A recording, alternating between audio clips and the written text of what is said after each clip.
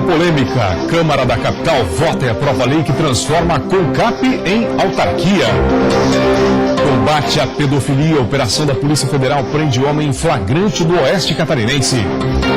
Operação Bola Murcha. 7 são presos em Santa Catarina por suspeita de desviar verbas de projetos culturais e esportivos através de ONGs. Tecnologia e inovação. Florianópolis cria a Rota da Inovação e cresce o número de idosos no mercado de trabalho. Tem muita gente aposentada que resolveu continuar trabalhando.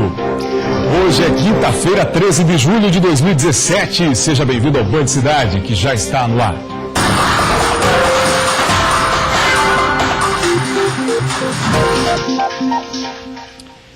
Olá, boa noite para você. E o projeto de lei que transforma a CONCAP em autarquia foi aprovado hoje, em meio a muita confusão.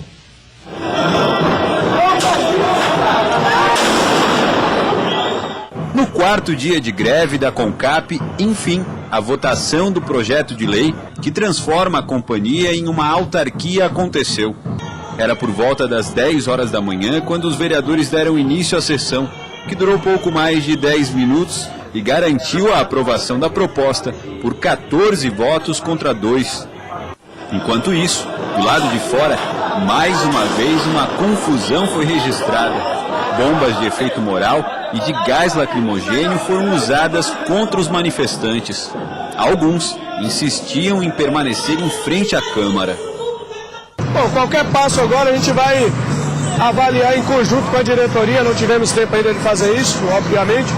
Nós vamos fazer agora e para a gente dar uma consequência nisso, hoje ainda, e amanhã cedo ele tem assembleia para definir se vamos continuar com a mobilização ou se vamos recuar temporariamente. Depois da rápida sessão e de toda a confusão do lado de fora, a Guarda Municipal continuou cercando o prédio da Câmara Municipal de Vereadores. E agora, os advogados do sindicato tentam negociar a saída dos grevistas que ocupavam o 11º andar do prédio. Já aceitaram desocupar. A questão é a forma de como descer. Ou descem todos, que os ocupantes querem isso, com os advogados, ou descem 3 em 3. O grupo de 3 em 3 com os advogados. Então, é isso que eles vão ver lá agora em cima, lá para negociar. Um plano emergencial para coleta de lixo foi anunciado pela Prefeitura caso a CONCAP não retorne ao trabalho.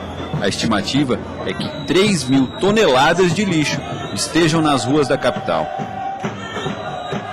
E uma reunião foi marcada para amanhã à tarde, no TRT, para tentar uma conciliação entre as partes, entre a Prefeitura e os funcionários da CONCAP que estão em greve aí durante toda essa semana.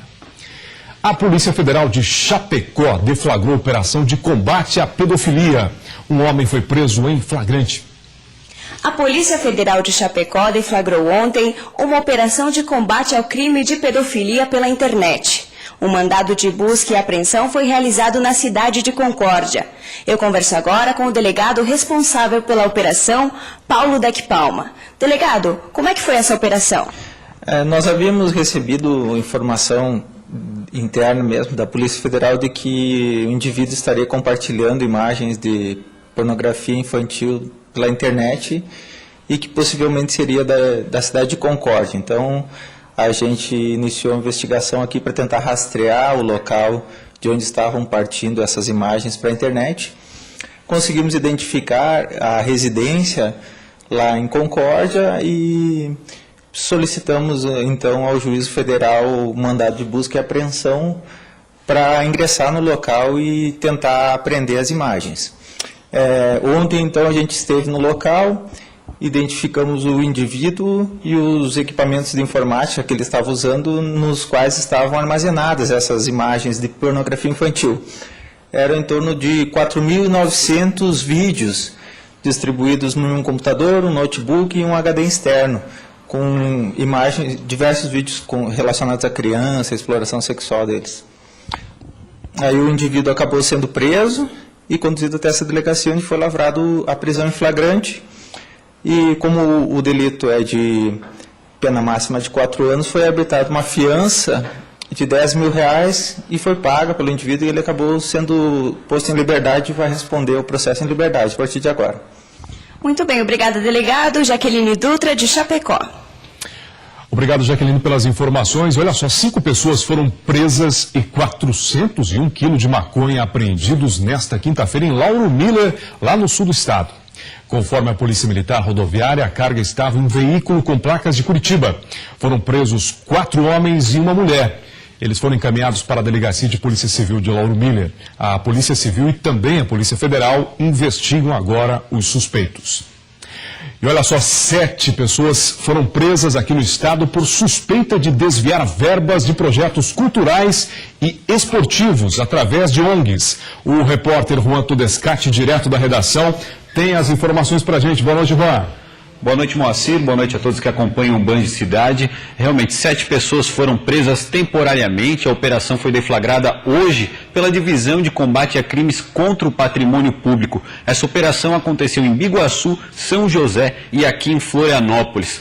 O que acontecia é que ONGs falsas eram criadas para apresentar projetos, principalmente na área de cultura e esporte. Eles apresentavam alguns projetos, principalmente de eventos, e esses eventos jamais aconteciam. Através de documentos falsos, eles tentavam comprovar aí realmente a realização desses eventos, o que acabava juridicamente provando. Só que a polícia chegou a essa investigação, cerca de 570 mil reais teriam sido desviados por 6 ONGs falsas e aquela velha modo de agir dos criminosos. Laranjas, geralmente semi-analfabetos, eram utilizados para abrir essas ONGs e desviar toda essa verba. Projetos de cultura e esporte eram utilizados para que esse recurso viesse e os eventos nunca aconteciam. 7 pessoas presas, 14 mandados de busca e apreensão foram cumpridos e esse é um desdobramento da Operação Bola Murcha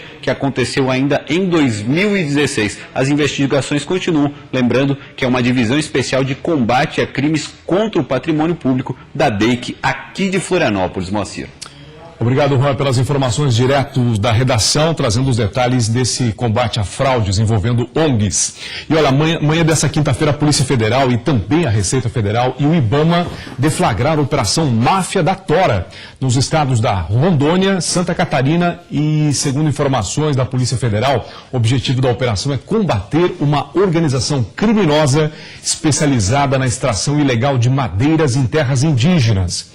Os suspeitos são investigados também por sonegação fiscal, falsidade ideológica, crimes ambientais e lavagem de dinheiro. Os mandados estão sendo cumpridos em Nova Mamoré, Guajará-Mirim, Porto Velho e aqui na capital Florianópolis. A Polícia Federal informou que, além das prisões, buscas e apreensões, as madeireiras investigadas serão lacradas e terão as atividades interrompidas temporariamente. Você vai ver a seguir, cresce o número de idosos no mercado de trabalho. Tem muita gente aposentada que resolveu continuar trabalhando. Agora são 6 horas e 59 minutos. O Band Cidade volta já.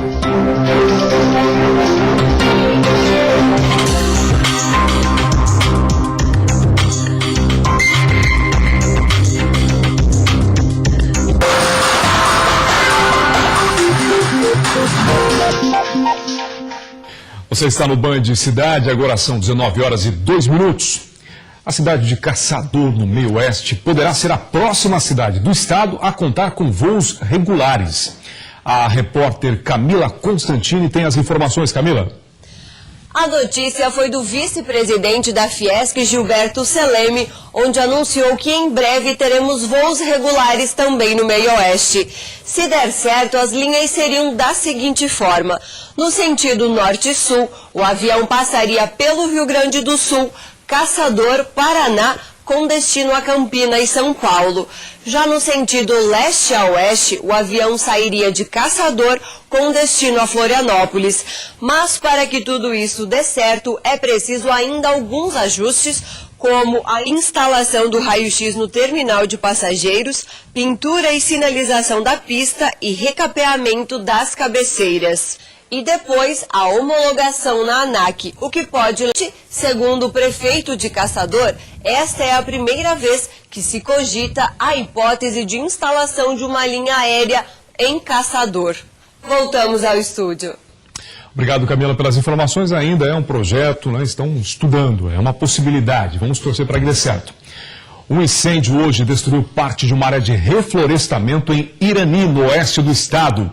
Este e outros assuntos estão no nosso Giro de Notícias. As chamas atingiram cerca de 7.000 metros quadrados da vegetação durante 2 horas. A área é um reflorestamento de pinos que pertence a uma empresa de papel da região. Ninguém ficou ferido e as causas do incêndio não foram identificadas. Um leão marinho surpreendeu os surfistas da Praia da Galheta, em Florianópolis, na manhã desta quinta-feira. O morador José Pereira foi cedo surfar na praia que fica no leste da ilha. Quando saiu do mar, viu o animal pegando um sol na pedra e fazendo pose para as fotos. E a Polícia Militar de Santa Catarina divulgou o edital de concurso público para 70 vagas em cargos de nível superior. Os salários vão de R$ 4.700 a R$ 12.800. As inscrições podem ser feitas de 15 de julho até as 12 horas de 14 de agosto, pelo site iobv.org.br. A taxa de inscrição é de R$ 200. São 65 vagas para homens e 5 para mulheres. Por que tantas para homens e poucas para mulheres? Bom, isso a polícia não informou. Com o aumento no número de idosos, a tendência é que eles passem cada vez mais a fazer parte do mercado de trabalho. E olha só, tem muita gente que está aposentada e resolveu aí continuar trabalhando. Essa é a Isolde. E eu já vou começar a reportagem com uma pergunta indiscreta. Eu sei que isso não se pergunta, mas quantos anos você tem? Eu já estou com 61 anos, já entrei na melhor idade que dizem, né? E eu acho que é a melhor idade também, eu também concordo. Ela está entre 19 milhões de aposentados do país e a carreira de professora chegou ao fim ainda aos 41 anos. E aí a Isolde resolveu iniciar uma nova carreira. Aí eu fiz um curso de especialização na área de parapsicologia clínica.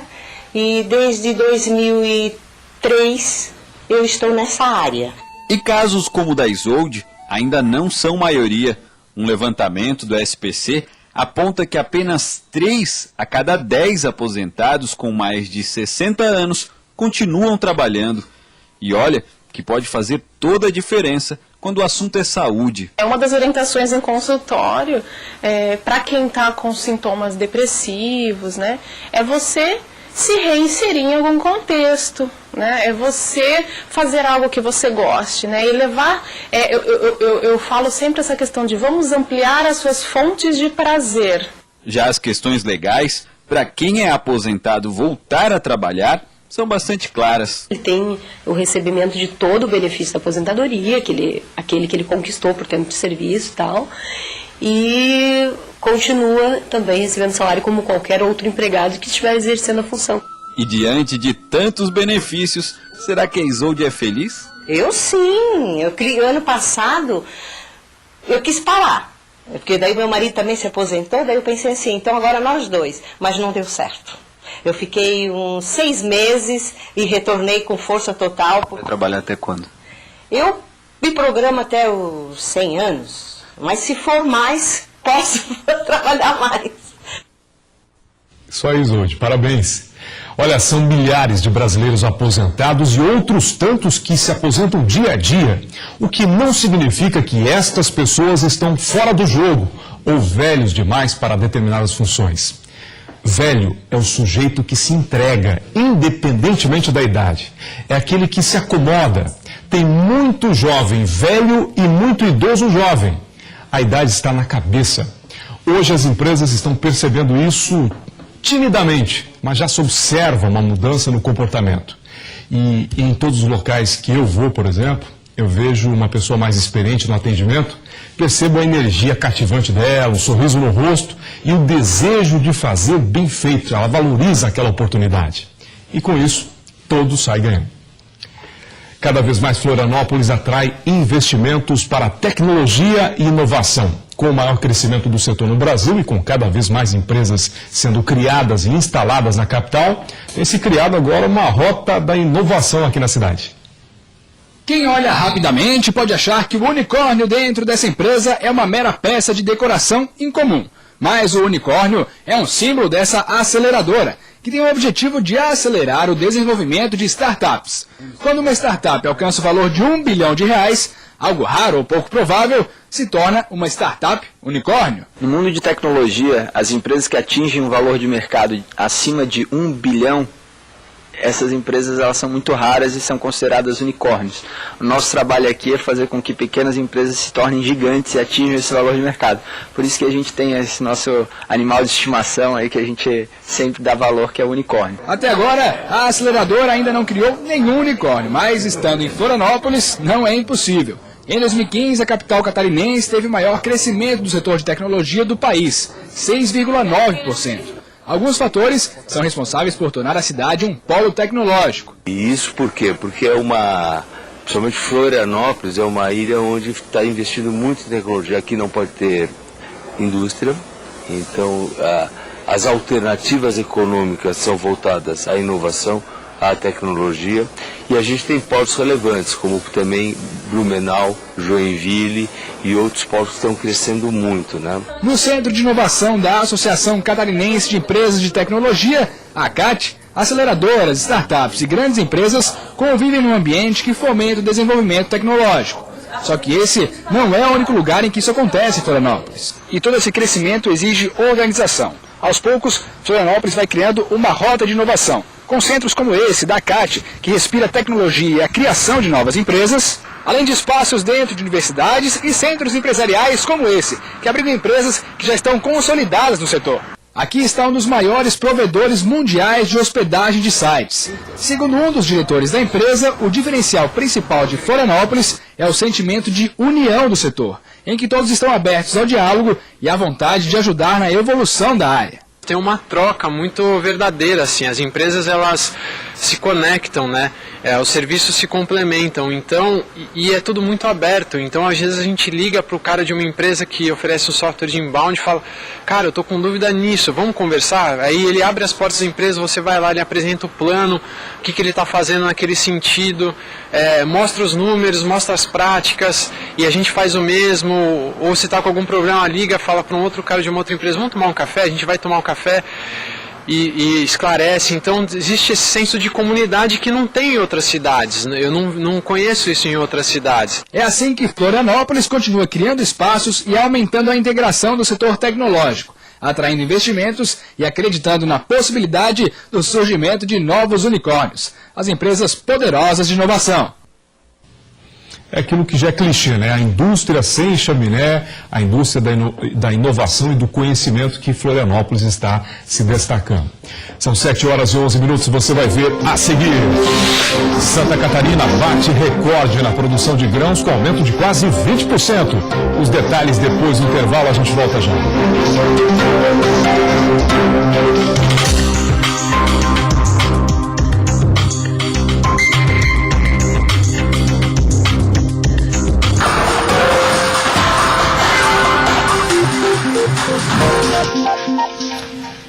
Daqui a pouco tem o Jornal da Band com as principais notícias do Brasil e do mundo. Olha, uma boa notícia na agricultura. Santa Catarina bateu recorde na produção de grãos. O aumento foi de quase 20%. Foram diversos fatores que acabaram fazendo com que Santa Catarina tivesse uma expectativa de safra recorde de grãos em 2017. A estimativa do IBGE aponta para um crescimento de quase 20%. Chegando a cerca de 2,4 milhões de toneladas a mais do que no ano passado. Somente o milho vai ultrapassar 3 milhões de toneladas, o que representa um acréscimo de 22%. Nós temos aumentado a área plantada, nós temos tido uma produtividade que nós nunca tivemos, foram mais de 170 sacas em média em Santa Catarina, é a maior produtividade do país, está aqui em Santa Catarina, então a safra teve, sem dúvida nenhuma, para a economia do Estado, para o agronegócio, ela tem uma importância muito grande. As culturas mais importantes em Santa Catarina são a do milho e da soja, e a alta na produção dos grãos deve movimentar uma série de outros mercados do Estado. Um exemplo são os produtores de carne, que dependem principalmente do milho para a ração dos animais, e é aí que a boa safra pode beneficiar também o consumidor. A produção os preços do milho e do soja equilibrados, nós nos tornamos competitivos na produção de carne para o mundo todo, para o país e para o mundo todo. É por isso que o milho é importante para o estado de Santa Catarina, para o agronegócio de Santa Catarina. Se nós tivermos produtos que são competitivos, lá na ponta o consumidor também pode ser beneficiado.